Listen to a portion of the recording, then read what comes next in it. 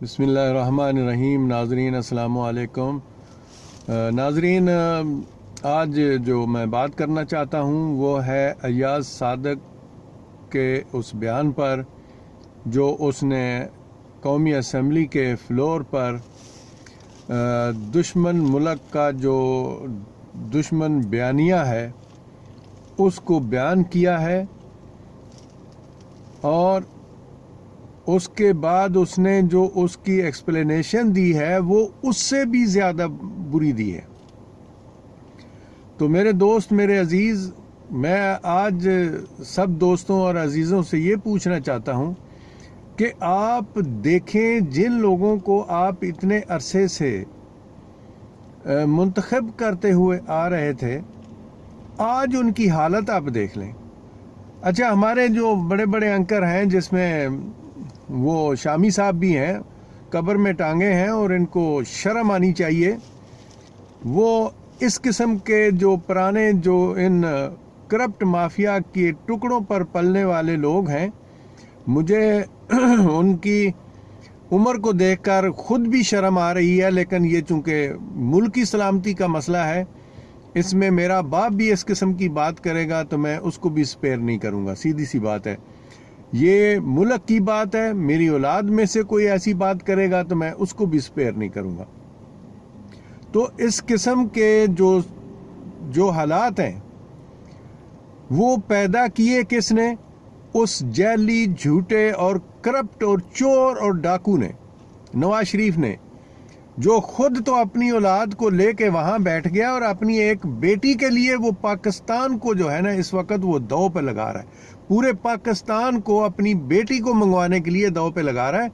اور ہمارے ان لالچیوں کے میں صدقے جاؤں جن کی غیرت مر گئی ہے، جن کو بالکل شرم جو ہے ان کے قریب سے نہیں گزری، وہ اس کے بیانیے کو تقویت دے رہے ہیں، جس میں مولوی فضل الرحمان بھی ہیں، اور یہ ایاز صادق نے تو ہر چیز کی حد کر دی ہے۔ ہم نے جب انہوں نے گجرانوالہ میں بیان دیے تھے، اس وقت جو ایک ایف آئی آر ہوئی تھی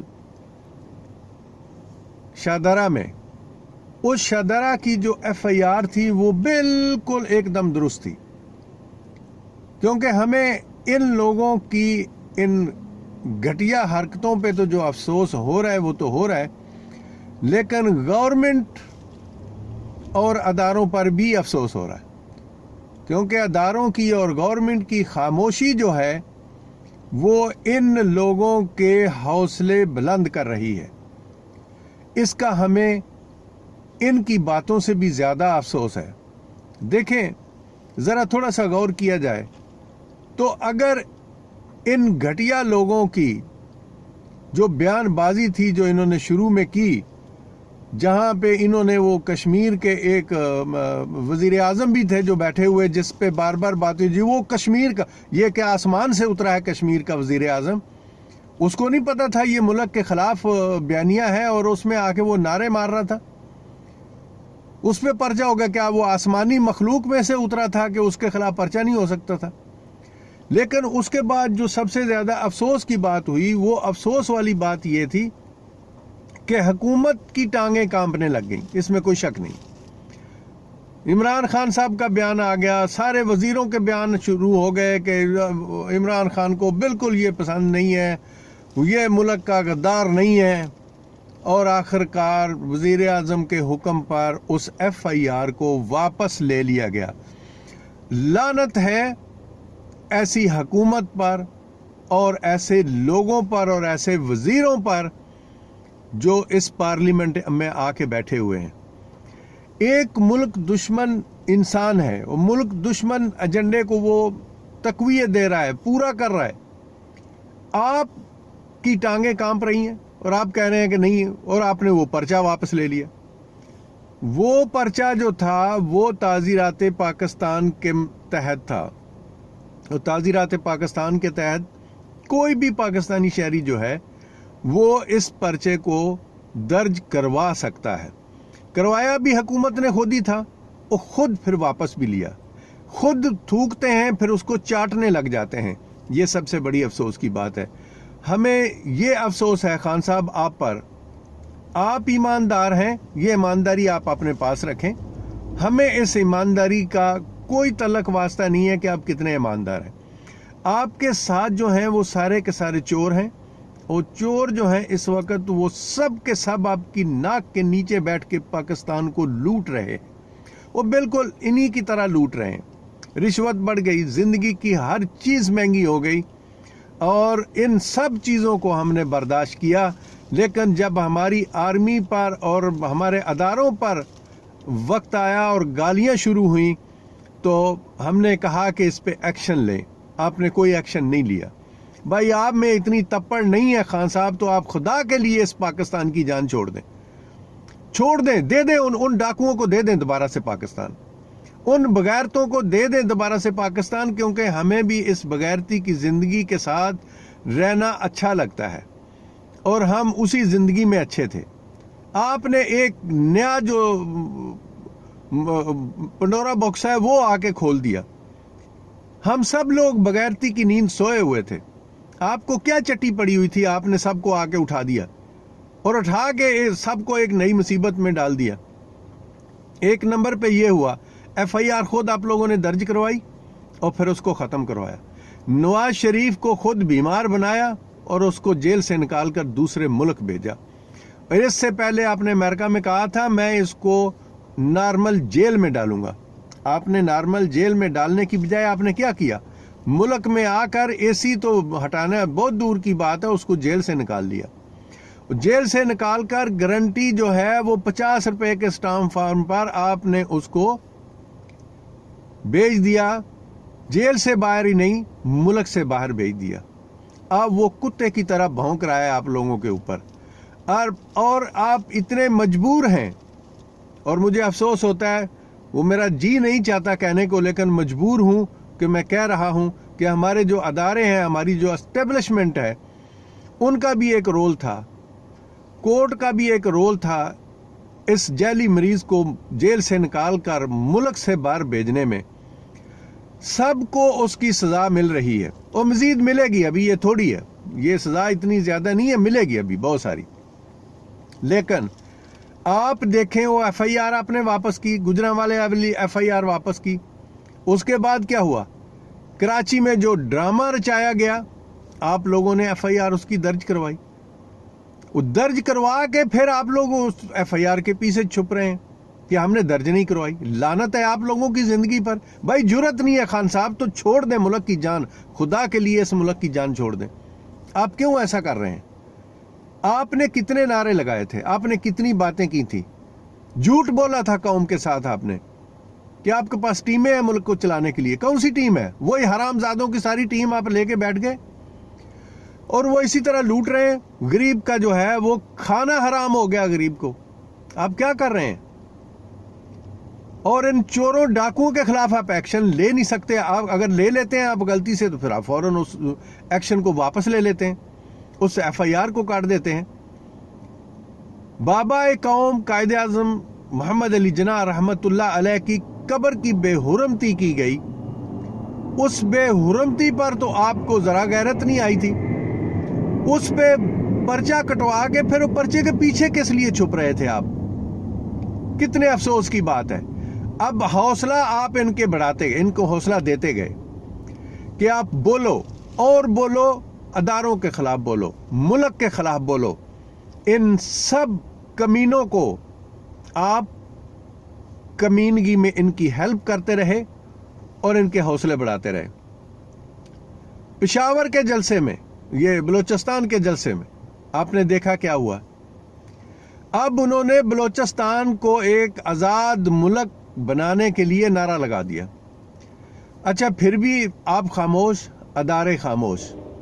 اب آخر میں یہ 2% کے ایک کمینے انسان نے، ایاز صادق نے، جو قومی اسمبلی کا اسپیکر بھی رہا، اور وہ جو جعلی مریض، جو جھوٹا اور فراڈیا اور کرپٹ انسان جس نے پورے پاکستان کو لوٹا، وہ 3 دفعہ کا وزیر اعظم، اور رانا ثناء اللہ جو 14 لوگوں کے قتل کا مجرم اور 500 سے زیادہ لوگوں کے زخمی کرنے کا مجرم جو ہے، وہ بھی رات ٹی وی پروگرام میں ایاز صادق کے اس بیان کو انڈوز کر رہا تھا.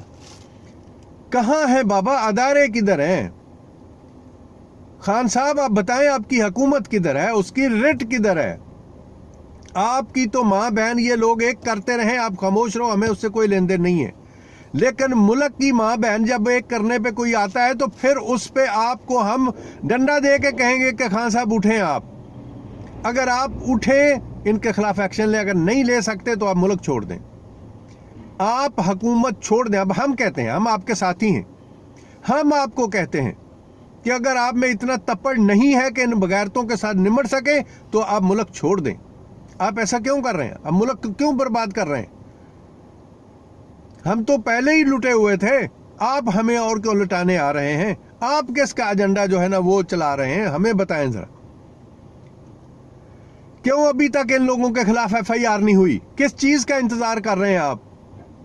ایک وہ فتح جو ہمارے جوانوں نے پوری دنیا کو دکھائی، 1-2% کا ایاز صادق جو ہے وہ قومی اسمبلی کے فلور پر کھڑے ہو کے بکواس کر رہا ہے کہ ہم نے ڈرتے ہوئے ابھی اندر کو واپس کیا.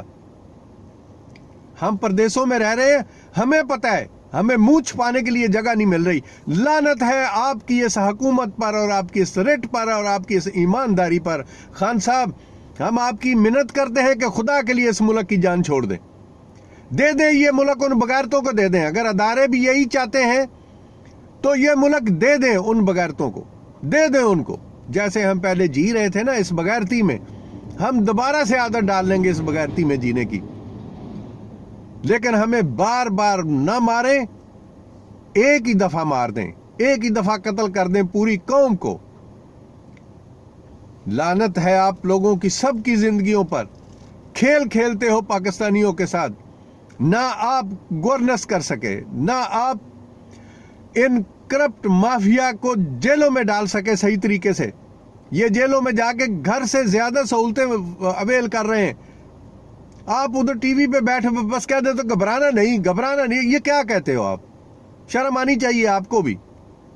ان کی شرمیں تو ختم ہو گئیں، لیکن کیا آپ بھی اپنی شرم ختم کر رہے ہیں؟ کیا آپ کو کوئی شرم آئی ہے؟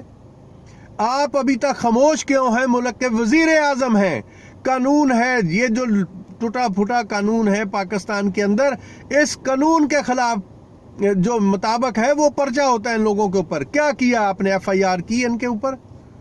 ان لوگوں کے خلاف کوئی ایف آئی آر کی ہے؟ آپ میں جرت نہیں ہے. آپ صرف سارے کے سارے آپ ٹویٹروں اور ٹیلی ویژنوں پہ کھیلنے والے لوگ ہیں. آرمی ہمارے پاس ایک نعمت بچی ہوئی ہے اللہ کی، اس کو بھی آپ لوگ ذلیل کر رہے ہیں. اب کیا آرمی آ کے پرچہ کٹوائے گی؟ آپ وزیر اعظم کس لیے ہیں؟ آپ کس مرض کی دعا ہے خان صاحب؟ لعنت ہے اگر آپ لوگ یہ نہیں کام کر سکتے تو چھوڑ دیں اس ملک کی جان چھوڑ دیں. لوگوں کو روٹی کھانا جو ہے نا وہ حرام ہو گئی ہے. وہ آلو جو 20 روپے کلو سے زیادہ نہیں تھے 150 تک پہنچ گئے. رشوت 4 گنا بڑھ گئی. یہ کب سے ہم کہہ رہے ہیں؟ 2 سال سے میں اپنی ویڈیوز میں یہی کہہ رہا ہوں. خان صاحب آپ کے آفس میں بھی میری ویڈیو جاتی ہے. آپ نے کیا کیا؟ میں یہ کر رہا ہوں، میں وہ کر رہا ہوں. وہ کیا کر رہے ہو بھائی؟ وہ جس نے پوری فتح کو تباہ برباد کر کے رکھ دیا، آج 3 دن ہو گئے، آپ نے ایف آئی آر کاٹی ہے ان کے خلاف. اور اگر کوئی اٹھے گا کٹوائے گا تو آپ اس ایف آئی آر کو ختم کروا دو گے.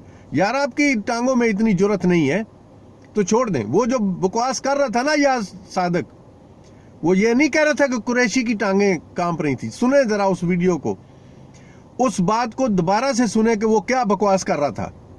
وہ کہہ رہا تھا جس میں وزیر اعظم نہیں آئے، آرمی چیف جب آئے تو ان کی ٹانگیں کانپ رہی تھی، ماتھے پہ پسینہ تھا.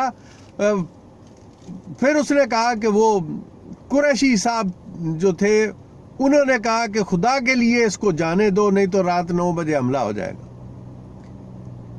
ابھی انڈیا کے پروگرام دیکھیں، انڈیا کی وہ دیکھیں جو وہ کہہ رہے ہیں. خان صاحب یا آپ ان لوگوں، ان کمینوں کے خلاف ایف آئی آر کٹوائیں، نہیں تو خدا کے لیے آپ اس ملک کی جان چھوڑ دیں. نہیں تو ایک دم تمہارا وہ حال ہوگا جو شاید کبھی زندگی میں آپ نے نہیں سوچا. آپ نے لوگوں کو سچی امید دی لیکن غلط دی. آپ میں یہ امید جو ہے وہ پورا کرنے کی طاقت نہیں تھی نہ ہے، تو آپ نے یہ امید کیوں دلائی؟ ہم لوگ تو سارے کے سارے جو تھے وہ ایک بغیرتی کی نیند سو رہے تھے ان بغیرتوں کے ساتھ، پھر آپ نے ہمیں اس چکر میں کیوں ڈالا؟ افسوس ہوتا ہے مجھے ان لوگوں پر جو بار بار ان لوگوں کی حمایت میں بول رہے ہیں. وہ شامی صاحب اتنے پرانے بزرگ آدمی ہیں لیکن یہ ان کے ٹکڑوں پر پلے ہوئے ہیں، یہ حرام کے ٹکڑوں پر پلے ہوئے لوگ ہیں جو اس کا دفاع کر رہے ہیں کہ جی اس کا وہ فلاں کیا گیا، جی وہ حکومت کے لوگ. لعنت ہے یار تیری زندگی پر، تو زندگی کے دیکھ تو کس حصے میں ہے، تیری ٹانگیں قبر کے اندر ہیں. اس ملک نے تجھے پالا بڑا کیا، آج اس ملک کے خلاف بولنے والوں کے خلاف تم بکواس کر رہے ہو، ان کی حمایت میں بول رہے ہو، ان کو ڈیفینڈ کر رہے ہو. شرم آنی چاہیے تجھے شامی صاحب، تجھے صاحب بھی کہتے ہوئے مجھے شرم آ رہی ہے. لعنت ہے تم لوگوں کی زندگی پر. میں اپنے پاکستانیوں کو کہتا ہوں کہ خدا کے لیے ان چوروں ڈاکوؤں سے جان چھڑوائیں. اور یہ جو خان صاحب آئے ہیں یہ سچے ہیں، یہ سب سے بڑے چور ہیں. یہ جتنے اس کے پاس بیٹھے ہو سارے کے سارے لوٹ رہے ہیں. یہ جھوٹے لوگ ہیں، بکواس کر رہے ہیں، ان میں تپڑ ہی نہیں ہے. سب کو کہتا ہوں لعنت بھیجو ان سب کے اوپر، اللہ اور اس کے رسول کی طرف آؤ جو ایک حل ہے اور اس کے علاوہ کوئی حل اور نہیں ہے. دیکھو کیا مزے سے کوئی ادھر اس کو ڈیفینڈ کر رہا ہے، جی اس کے بیان کو مروڑ تروڑ کے. کیا پاگل ہو کیا؟ یا تم لوگ پاگل ہو یا ہم پوری عوام کو پاگل آپ لوگ سمجھ رہے ہو؟ یہ کیمرے کی آنکھ ہے، کسی بندے کی نہیں ہے جو اس کے پیچھے چھپا دے گا تجھے. یہ کیمرے کی آنکھ ہے.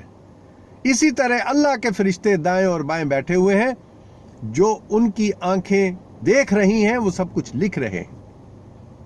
یہ کہ آپ کتابیں جو ہے نا قیامت والے دن پکڑائی جائیں گی اور کہا جائے گا اللہ کی طرف سے کہ اقرا کتابک. یہ وقت آئے گا. یہ کیمرے بھی اسی طرح ہیں، یہ نشانی ہے ایک. اب وہ اتنا بڑا بیان دے کے بکواس کر رہا ہے کہ میں نے ایسے نہیں کہا. اس کے ساتھ اجازت چاہتا ہوں، میں معذرت کرتا ہوں کہ میں زیادہ بول گیا، جذباتی ہو گیا، لیکن یہ ملک کا مسئلہ ہے، اس میں جذباتی ہونا پڑتا ہے. اللہ اس ملک کا حامی و ناصر ہو. خدا حافظ.